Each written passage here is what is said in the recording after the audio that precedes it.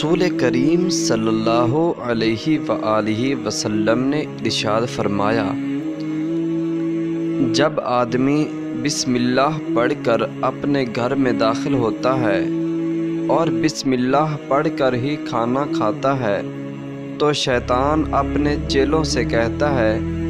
کہ اس گھر میں تمہارے لیے نہ کھانا ہے اور نہ ہی رات کو ٹھکانہ۔ اور اگر گھر میں داخل ہوتے وقت بسم اللہ نہیں پڑھتا